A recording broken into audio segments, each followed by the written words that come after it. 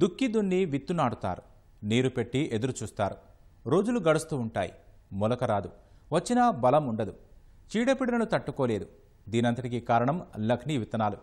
అధిక దిగుబడి వస్తుందంటూ నమ్మబలికి వ్యాపారులు నకిలీ విత్తనాలను అంటగట్టి రైతులను నిలువునా ముంచుతున్నారు. పెట్టిన పెట్టుబడి, చేసిన కష్టం వృధా అయ్యేలా చేస్తున్నారు. ఈ నేపథ్యంలో నకిలీ విత్తన వ్యాపారుల ఆగడాలకు కళ్లెం వేసే దిశగా రాష్ట్ర ప్రభుత్వం విత్తన లైసెన్సింగ్ విధానంలో మార్పుల దిశగా సంకేతాలు ఇచ్చింది. మరి నకిలీ విత్తనాల వ్యాపారులు ఇంతలా రెచ్చిపోవడానికి కారణమేమిటి? లైసెన్సింగ్ విధానంలో మార్పు సత్ఫలితాలు ఇస్తుందా?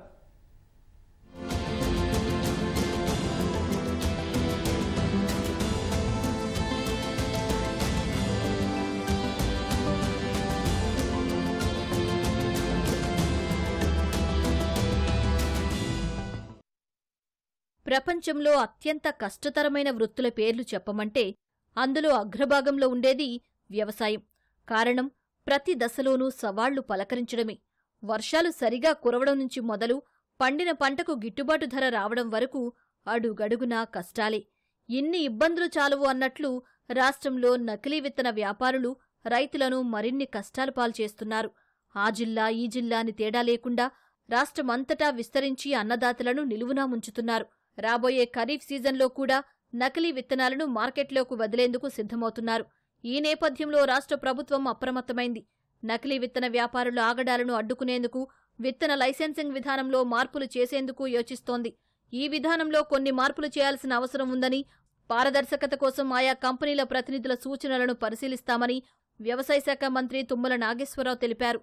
విత్తన లభ్యతపై కంపెనీ ప్రతినిధులతో సమావేశం నిర్వహించిన ఆయన ఈ విషయాన్ని స్పష్టం చేశారు.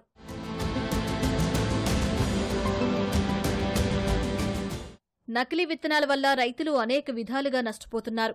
అసలే వ్యవసాయం కష్టమైన వృత్తి అనుకుంటే దీనివల్ల ఇంకా ఇబ్బందులకు గురవుతున్నారు అన్నదాతలు. నాటితే మొలకెత్తవు, మొలకెత్తినా పైరు ఎదగదు, ఎదిగినా బలంగా ఉండదు, త్వరగా చచ్చిపోతుంది, నిలిచినా చీడపీడలకు తట్టుకోలేదు. విత్తనాలు నాటిన తర్వాత మొలకెత్తింది లేనిది 10 రోజులకు గాని తెలియదు. విత్తనాలు నకిలీవి అని తెలియని రైతులు ఎంతో కష్టపడి దుక్కి దున్ని పొలాన్ని సిద్ధం చేసుకుని వాటిని నాటుతారు. ఆ తర్వాత చూస్తే ఫలితం శరామామూలే. విత్తనాల కోసం వెచ్చించిన డబ్బులు, చేసిన కష్టం వృధా కాక తప్పని పరిస్థితి. కొందరు రైతులు అప్పులు తెచ్చి మరీ విత్తనాలు నాటి మరీ వ్యాపారుల మోసాలకు బలవుతున్నారు. రాష్ట్రంలో నకిలీ విత్తనాల వల్ల మోసపోయిన పలువురు రైతులు ఆత్మహత్యలు కూడా చేసుకున్నారు. ఇప్పుడు తుమ్మల మొన్న లైసెన్స్ విధానంలో మార్పులు తెస్తాను. విత్తనంలో మార్పు కాదు, ప్రొడక్షన్లో మార్పు కావాలి. అన్నిటికీ లైసెన్స్ ఇస్తులుగా నకిలీ అమ్ముతారు. ప్రతి సంవత్సరం నకిలీ విత్తనాలు అమ్ముతున్నారు. రైతులకు దిగుబడి వస్తలేదు, రైతుల ఆత్మహత్యలు జరుగుతూనే ఉన్నాయి, దీన్ని ఆపుతలేరు. కాబట్టి ప్రొడక్షన్లో మార్పు కావాలి. ప్రభుత్వ సంస్థల్లో అనేక మంది సైంటిస్టుల పని ఏమున్నాయి? అసలు ఎక్కడ ప్రొడక్షన్ ప్రభుత్వ పరంగా ఏ విత్తనాలు లేవు. పత్తి విత్తనాలు లేవు, సోయా లేవు. ఏ విత్తనాలు అయినా సరే ప్రభుత్వ సరఫరా, ప్రభుత్వ ప్రొడక్షన్ చేసినప్పుడే నకిలీ విత్తనాలు అరికట్టగలుగుతాం. ప్రైవేట్ సంస్థలకు లైసెన్సులు ఇచ్చి అమ్ముతున్నారంటే అవి నకిలీ విత్తనాలకు అమ్ముకోవడానికి లైసెన్సులు ఇచ్చినట్టే. నకిలీ విత్తనాల కోసం మోసగాళ్లు ప్రధానంగా పత్తి, మిరప, మొక్కజొన్న వంటి వాటినే ఎంచుకుంటున్నారు. ఎందుకంటే వరి తదితర పంటల సూటి రకాల్లో సాధారణ గింజలకు, విత్తన గింజల ధరలకు పెద్ద తేడా ఉండదు కాబట్టి వీటిని విక్రయించేందుకు అంతగా ఇష్టపడరు.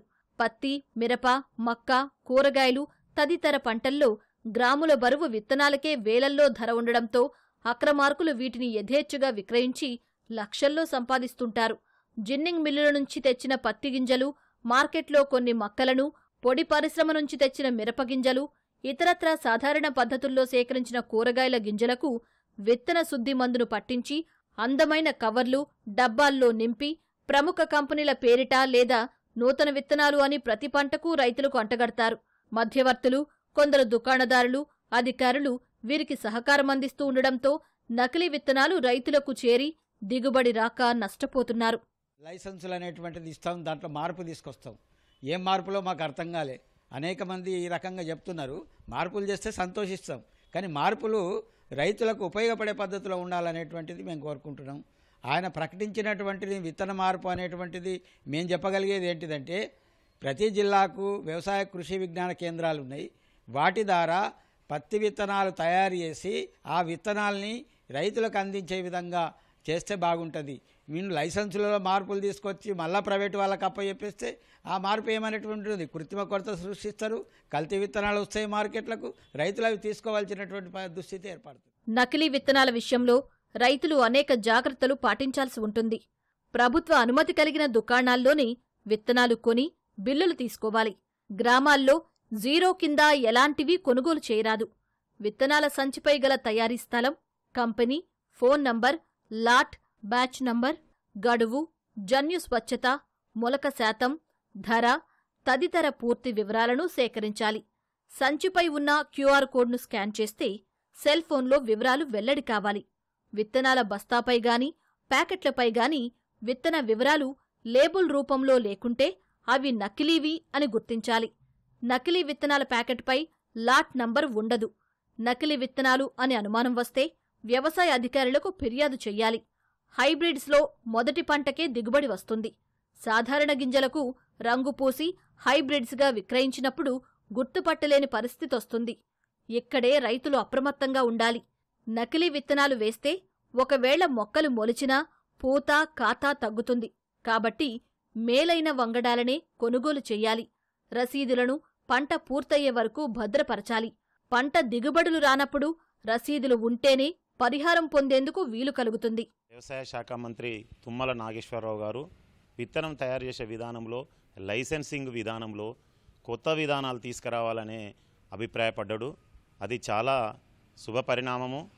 లైసెన్సింగ్ విధానము అనేది షాపులో తీసుకొచ్చి విత్తనాలు అమ్మడానికి లైసెన్స్ అవసరమే, సీడు కంపెనీ వాళ్ళకు కూడా లైసెన్స్ అవసరం సీడ్ తయారు చేయడానికి. ఇది కల్తీ ఏర్పడ్డది అని కనుక నిర్ధారణ జరిగితే, ఈ కంపెనీకి సంబంధించిన విత్తనం కల్తీ జరిగిందని కనుక నిర్ధారణ జరిగితే ఆ విత్తనం తయారు చేసిన కంపెనీ యజమాని మీద, అట్లాగే ఈ షాపు యజమాని అమ్మిన షాపు యజమాని మీద కూడా కఠిన చర్యలు తీసుకోవాలని నేను కోరుతా ఉన్నా. లైసెన్సింగ్ విధానం అంటే వెంటనే వాళ్ళ లైసెన్స్ రద్దు చేయాలి, వాళ్ళ మీద పీడీ యాక్ట్ కేసు పెట్టాలి, అట్లాగనే వాళ్ళ ఆస్తులను కూడా ప్రభుత్వం జప్తు చేయాలి. విత్తనాల విక్రయాల విషయంలో డీలర్లు పలు నిబంధనలు పాటించాలని చట్టం చెబుతోంది. విత్తన నియంత్రణ చట్టం 1983లోని సీడ్ యాక్ట్ 1966 ప్రకారం డీలర్లు ప్రభుత్వం జారీ చేసిన లైసెన్సులను కలిగి ఉండాలి. ప్రభుత్వ అనుమతి పొందిన కంపెనీల వద్ద మాత్రమే విత్తనాలను కొనుగోలు చేయాలి.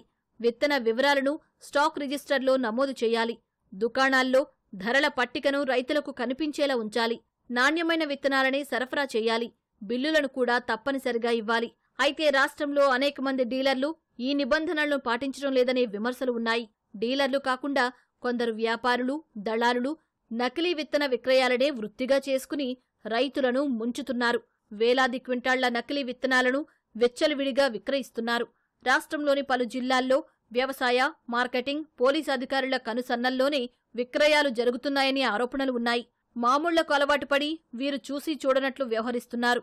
అప్పుడప్పుడు నకిలీ విత్తనాలను స్వాధీనం చేసుకుంటున్నా మార్కెట్ను ముంచెత్తుతున్న వాటితో పోలిస్తే అవి చాలా తక్కువ.